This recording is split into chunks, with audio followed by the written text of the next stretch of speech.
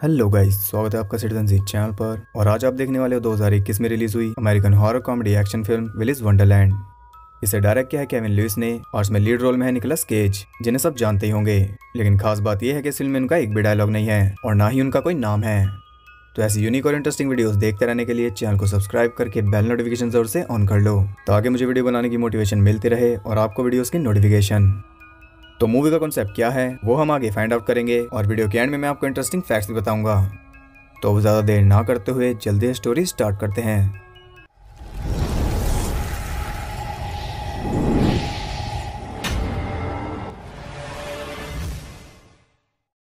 Movie के start में हम देखते हैं एक कपल को जो कि विलिस वंडरलैंड नाम के एक फैमिली एंटरटेनमेंट सेंटर में फंसा हुआ है। कोई इनके पीछे लगा है और वो जो कोई भी है वो उन दोनों को ही मार देता है और उनकी बच्ची ये सब छुप कर देख रही थी। यहाँ सीन शिफ्ट होता है सीधा प्रेजेंट में। हम देखते हैं निकोलस केज के कैरेक्टर को, जिसका कोई नाम नहीं है। वो अपनी कार में कहीं जा रहा था, तभी अचानक हेसविल नाम के एक टाउन के पास उसकी कार के चारों टायर पंचर हो जाते हैं। ये क्लियरली एक ट्रैप था। अब वहाँ दूर दूर तक कोई भी नहीं दिख रहा। केज को वहाँ खड़े हुए काफी देर हो चुकी थी, तब जाकर वहाँ एक ट्रक आता है जिसके अंदर जेड नाम का एक मैकेनिक था। शायद केज ने किसी मैकेनिक को बुलाया हो। जेड उसे और उसकी कार को लेकर जा रहा था, तभी रास्ते में पड़ता है विलिस वंडरलैंड, जहाँ हम देखते हैं लिव नाम की एक लड़की को जो कि उस जगह को जलाने की तैयारी कर रही थी, लेकिन वो जला नहीं पाती क्योंकि शेरिफ इलॉइस उसे पकड़ लेती है, जो कि शेरिफ के साथ साथ उसकी केयरटेकर भी है। उसे लेकर जाती है अपने ट्रेलर पर और इसी वक्त वहाँ जेड भी पहुंच जाता है क्योंकि उसकी शॉप भी वहीं पर है। यहाँ पर लिव की नजर पड़ती है केज पर। खैर शेरिफ उसे वहाँ पर लॉक करके चली जाती है वापस काम पर। उधर जेड पहुंचता है अपनी शॉप पर और हम देख सकते हैं कि उस टाउन में कुछ ज्यादा ही कार्स खराब होती हैं जिन्हें कोई वापस भी नहीं लेने आता और लोग भी वहाँ पर कुछ ज्यादा ही गायब होते हैं। खैर केज को इससे क्या, उसे तो बस अपनी कार ठीक चाहिए। जेड उसे पूरे $1000 का खर्चा बताता है। केज उसे अपना कार्ड देता है, लेकिन कार्ड वो लेते नहीं और एटीएम वहां पर काम नहीं करते और ना ही केज के पास कैश है। ये एक बड़ी प्रॉब्लम थी और इस प्रॉब्लम का सोल्यूशन भी जेड ही निकालता है। वो केज को ऑफर करता है काम, जिसके बदले वो उसकी कार को ठीक कर देगा। वो उसे लेकर जाता है टैक्स के पास, जो कि विलिस वंडरलैंड का मालिक है। अब केज को पूरी रात उस जगह की सफाई करनी है, उसके बदले में ही उसकी कार ठीक होगी। केज इसके लिए राजी था। यहाँ उन दोनों के बीच डील हो जाती है। टैक्स उस जगह की टी शर्ट केज को देता है और कहता है कि बीच बीच में ब्रेक्स लेते रहना। अभी तो वो जगह बंद है, लेकिन जल्द ही टैक्स उसे दोबारा शुरू करेगा, इसलिए वो वहाँ की सफाई चाहता है। वहाँ पर थे 8 एनिमेट्रॉनिक्स रोबोट्स, जिनके नाम है Willy Weasel, Arty Alligator, Cammy Chameleon, Ozzie Ostrich, Tito Turtle, Nighty Knight, Gus Gorilla और सायरन सारा। वहाँ पर बच्चों की पार्टीज होती थी और यही रोबोट्स पार्टी में जान डालते थे क्योंकि उनके खुद के अंदर भी जान है। ये रोबोट्स दिखने में इतने भयानक हैं और ऊपर से ये जिंदा भी हैं, यानी कि ये रात केज के लिए तो बहुत टफ होगी। टैक्स वहां से चला जाता है और जाने से पहले उस जगह को लॉक भी कर देता है ताकि केज भाग ना पाए। उधर लिव के पास पहुंच जाते हैं उसके फ्रेंड्स उसे फ्री करने के लिए, क्योंकि वो सब भी लिव के प्लान में शामिल हैं, विलिस वंडरलैंड को जलाने का प्लान। उसके फ्रेंड्स है क्रिस, केथी, एरन, बॉब और डैन। वो उसे फ्री करते हैं और चल देते हैं अपने मिशन पर। उधर केज अपने काम पर लग चुका था और जैसे कि टैक्स ने कहा था, बीच बीच में वो ब्रेक भी ले रहा था। सफाई करते करते अचानक वो नोटिस करता है कि ऑजी उसके पीछे आ चुका है, जबकि वो काफी दूर खड़ा था। यहाँ वो ज्यादा नाटक नहीं करता और दिखा देता है कि वो जिंदा है। वो कहता है कि वो केज को खा जाएगा, लेकिन केज उसे देखकर बिल्कुल भी सरप्राइज नहीं था। वो इतना शांत है कि जैसे कुछ हुआ ही नहीं। यहाँ ऑजी उसके ऊपर अटैक करता है, फिर भी वो बस डिफेंस ही कर रहा था, लेकिन जब उसे एक खरोच लग जाती है तब वो ऑजी को इतना मारता है कि मार मार कर उसका भूत ही निकाल देता है। यहाँ बेचारे ऑजी का तो दी एंड हो गया। उसे मारने के बाद वो अपनी टी शर्ट बदलता है और अपने कट पर लगाता है टेप। इसके बाद उसे बैग में भर कर बाहर फेंकने जा रहा था और तब उसे पता चलता है कि वो अंदर लॉक्ड है। अब ये पता चलने के बाद वो एकदम शांत था। वो अपना काम जारी रखता है और रोबोट्स अपना। ऑजी के बाद उसे मारने आता है गस। यहाँ इनके बीच धुआंधार फाइट होती है जिसमें हारता है गस और केज उसे बहुत ही बुरी मौत मारता है। इसके बाद वो खुद को फिर से टेप करता है और अगर वो ऐसे खुद पर टेप लगाता रहा तो सुबह तक तो वो पक्का मम्मी बन जाएगा, क्योंकि अभी 6 रोबोट्स और हैं। खैर इसी बीच वहाँ पर लिव भी पहुंच चुकी थी और उसे बस सिंपली वहाँ पर आग लगानी थी, लेकिन पहले उन्हें केज को बाहर निकालना होगा। लिव उसे वार्न करती है, लेकिन वो उन्हें इग्नोर करके चल देता है। अब कोई भी लिव के साथ अंदर जाने के लिए तैयार नहीं था, इसलिए लिव अकेली ही अंदर जाती है। वो जाती है वेंट्स के थ्रू, जहाँ पर उसके पीछे पड़ जाता है आर्टी। किसी तरह आर्टी से बचकर वो अंदर पहुंचती है और अंदर उसके लिए तैयार थी सारा। वहां पर केज भी था, जो कि उसे फिर से इग्नोर करके चल देता है। अब ना चाहते हुए उसके फ्रेंड्स अंदर आते हैं और अब लिव सारा को मारने जा रही थी कि तभी केज उसे पकड़ लेता है। वो सोचते हैं कि शायद केज उनकी असलियत नहीं जानता, लेकिन तभी वो देखते हैं कि वहाँ 2 रोबोट्स कम हैं और 2 बड़े बैग्स को देखकर वो सब समझ जाते हैं कि केज एक खतरनाक इंसान है। केज का दिमाग क्लियर करने के लिए वो उस जगह की स्टोरी बताते हैं। इस जगह का असली मालिक था जेरी रॉबर्ट, जो कि एक सीरियल किलर था, और इस जगह की यार्ड में वो अपने जैसे औरों को जमा कर रहा था। ये जगह पूरी तरह किलर से भरी हुई थी। पार्टी खत्म होने के बाद वो सब फैमिलीज को ले जाते सुपर हैप्पी फन रूम में, जहाँ पर वो पूरी फैमिली को मार दिया करते थे, वो भी उन रोबोट्स के भेस में। आखिर में उनका भांडा फूट ही गया, लेकिन जब तक पुलिस उन्हें पकड़ने के लिए पहुंची तब तक वो सब मर चुके थे। उन्होंने किसी तरह का सैटेनिक रिचुअल किया था, जिससे उनकी आत्मा उन रोबोट्स के अंदर चली गई। 10 साल बाद टैक्स ने इस जगह को खरीद लिया, लेकिन वो रोबोट्स अपनी हरकतों से बाज नहीं आ रहे थे, इसलिए फिर से बंद हो गई। लेकिन टैक्स ने इस जगह को तोड़ा क्यों नहीं? क्योंकि उसने विली से एक डील की थी, वो विली को शिकार लाकर देता है। अब हम समझ गए हैं कि केज को फंसाया गया और आज रात का शिकार वही था। अब केज उनकी बातों में इंटरेस्टेड नहीं था, इसलिए वो खुद ही कुछ ट्राई कर रहे थे कि तभी नाइटी नाइट एरन को मार देता है। उधर कैथी और Bob super happy fun room में थे, जहां पर आर्टी उन दोनों को मार देता है। इधर सैर और टिटो मिलकर डैन को भी खा जाते हैं और नाइट अब लिव के पीछे था। इतना सब कुछ हो रहा है, इतने लोग मर रहे हैं, लेकिन केज आराम से पिनबॉल खेल रहा है क्योंकि अभी उसका ब्रेक है। लेकिन ब्रेक खत्म होते ही सबसे पहले वो लिव को बचाता है, नाइटी नाइट को मारकर। इसके बाद वो जाता है सुपर हैप्पी फन रूम में, क्योंकि अब आर्टी की मौत आई थी। एक ही झटके में वो उसे भी मुक्त कर देता है।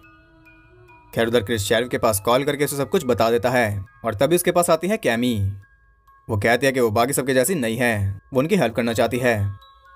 अब क्रिस उसकी बात पर यकीन कर लेता है, लेकिन उसे ये देखना चाहिए था कि कैमी एक गिरगिट है, यानी कि रंग बदलना उसकी फितरत है। क्रिस की गर्दन तोड़कर वो उसे मार देती है। अब बची है लिव, लेकिन उसके साथ है केज, जिसका कि अब ब्रेक टाइम हो चुका है। लिव को मरने के लिए छोड़कर वो चला जाता है पिनबॉल खेलने। अब लिव को खुद ही अपनी जान बचानी थी, जब तक उसका ब्रेक खत्म ना हो जाए।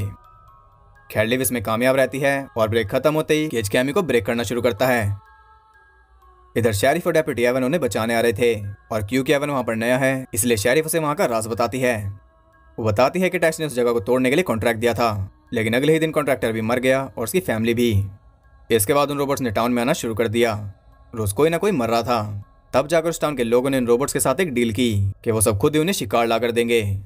तब से लेकर अब तक न जाने वो कितनी फैमिलीज को मार चुके हैं। जो कपल हमने फिल्म के स्टार्ट में देखा था उन्हें भी, लेकिन उनकी बेटी बच गई थी, और वो बेटी है लिव, जिसने अपने पेरेंट्स को मरते देखा, और तब से लेकर अब तक वो सिर्फ एक ही कोशिश कर रही है, विलिस वंडरलैंड को जलाने की। अब वो दोनों वहां पर पहुंचते हैं और उन्हें बचाने के बजाय सबसे पहले वो केज को बांध देते हैं। शेरिफ विली से माफी मांग रही थी और वो केज को वहीं पर छोड़ के चल देती है ताकि विली उसे मार सके। लिव को एवन के साथ भेज देती है और खुद रुकती है वहीं पर। अंदर केज को बंधा देखकर सार और कैमिस पर टूट पड़ते हैं और बेचारे खुद ही टूट जाते हैं। उधर लिव और एवन के ऊपर अटैक कर देता है टीटो। एवन को तो वो मार देता है, लेकिन लिव के ऊपर उसका कोई जोर नहीं चलता, उल्टा लिव उसे तोड़फोड़ देती है। इधर शेरिफ उम्मीद कर रही थी कि अब तक तो केज मर ही गया होगा। तभी वो बाहर आता है उन रोबोट्स की बॉडीज को फेंकने, और वो शेरिफ को भी हाई करता है। शेरिफ उसे फिर से काबू करती है और यहाँ पर हम फाइनली विली को जिंदा देख पाते हैं, जो कि एक ही पंजा मारकर शेरिफ को आधा कर देता है। वो इतना ज्यादा पावरफुल है। यहाँ बॉस फाइट होती है जो कि बहुत हार्ड थी, लेकिन केज कहाँ रुकने वाला था। विली को भी वो मार देता है। कुछ इस तरह उसने इस टाउन का कल्याण कर दिया। अगली सुबह जेड और टैक्स वहां पहुंचते हैं और जेड ने केज की कार ठीक कर दी है, क्योंकि टैक्स को वो पसंद आई थी। अब वो उसके कलेक्शन में जाएगी। और यहाँ पर हम देखते हैं कि सायरन सारा भी अभी तक जिंदा है, लेकिन चौंकने वाली बात यह है कि केज ने उन रोबोट्स को तो मारा ही, लेकिन उसने उस जगह को चमका भी दिया, यानी कि उसने अपनी डील रखी। पूरे हक से वो अपनी कार की चाबी लेता है और वहां से जाने लगता है। अब लिव का भी कोई नहीं बचा, इसलिए वो उसके साथ जाती है। जेड और टैक्स भी बहुत खुश थे, क्योंकि उनका तो काम बन गया। वो जा रहे थे पार्टी करने, तभी सैरा अपने साथ साथ उन दोनों को भी उड़ा देती है, और ये आग हमें केज के ग्लासेस में भी दिखी है। वो दोनों वहां से निकल तो रहे थे, लेकिन टीटो को मारे बिना नहीं। यहाँ सारे रोबोट्स मर गए और इसी के साथ ये फिल्म भी एंड हो गई। तो फिल्म का कॉन्सेप्ट अच्छा है और इसकी टोन भी एकदम अलग है, लेकिन इसे कोई अवार्ड नहीं मिलने वाला और ना ही ये उतनी पॉपुलर होगी, क्योंकि ये सिर्फ एक अच्छी खासी वन टाइम वॉच फिल्म है। हम इसे एंजॉय कर सकते हैं, लेकिन बार बार नहीं। अब फिल्म में सबसे खास चीज थी निकोलस केज का कैरेक्टर, जिसका ना कोई डायलॉग था और ना ही कोई नाम। क्रेडिट्स में भी उसका नाम द जेनेटर है। ये कैरेक्टर थोड़ा मिस्टीरियस था और इसे जानबूझकर ऐसा रखा गया ताकि लोग इसके बारे में बात करें और इसी तरह मूवी की प्रमोशन हो, क्योंकि आपने देखा कि उसे सिर्फ सफाई से मतलब था और बीच बीच में ब्रेक से। अगर कोई रोबोट उसके सामने आता तो उसे मारकर फिर से काम पर लग जाता, अपनी टी शर्ट बदल कर। तो आपको याद होगा कि इसने टैक्स के साथ डील की थी कि वो इस जगह को साफ करेगा और वहाँ की टी शर्ट पहनना और ब्रेक लेते रहना भी डील का हिस्सा था। तभी वो इसे अच्छे से फॉलो कर रहा था क्योंकि इसने डील की थी। अब इस फिल्म में टोटल 3 डील थी। एक डील केज ने की और दूसरी की थी टाउन के लोगों ने उन रोबोट्स के साथ। इनके अलावा भी एक डील थी जो कि मरने से पहले उन किलर्स ने की थी सेटन के साथ, और डील के मुताबिक सेटन ने उनकी बॉडी को उन रोबोट्स में डाला। चाहे डील में कुछ भी हो वो करना ही पड़ता है, और केज एक्जैक्टली वही कर रहा था। अब थ्योरी ये है कि सेटन ने उन किलर्स को न्यू लाइफ दी, बदले में उसने भी तो कुछ मांगा होगा, और शायद वो किलर्स अपनी डील नहीं रख पाए, तभी केज वहां पर आया उन सबको मारने। यानी कि वो डेथ भी हो सकता है या फिर कुछ सेटन भी, क्योंकि ना तो वो कुछ बोल रहा था और ना ही रिएक्ट कर रहा था, और इन सब सीन्स का कुछ तो मतलब होगा ही। खैर, मैं एक्जैक्टली वही काम कर रहा हूँ जो फिल्म मेकर्स चाहते थे, इस कैरेक्टर को लेकर चर्चा। तो शायद हमें इसका प्रीक्वल देखने को मिले, लेकिन चांसेस तो अभी कम है क्योंकि इस फिल्म को लेकर एक कंट्रोवर्सी भी है जिसके बारे में मैं आपको आगे बताऊंगा। तो अब बात करते हैं इस फिल्म से जुड़े इंटरेस्टिंग फैक्ट्स के बारे में।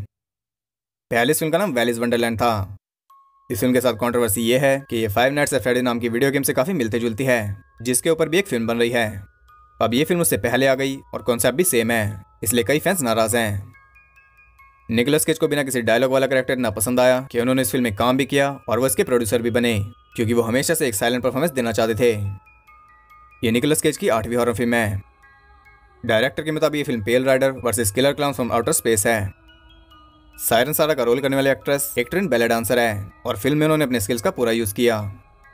इस फिल्म की शूटिंग के वक्त कैथी ने पूरे 81 च्युइंगम्स खाए थे। ये थे इस फिल्म से जुड़े कुछ फैक्ट्स जो कि आई होप आपको पसंद आए होंगे।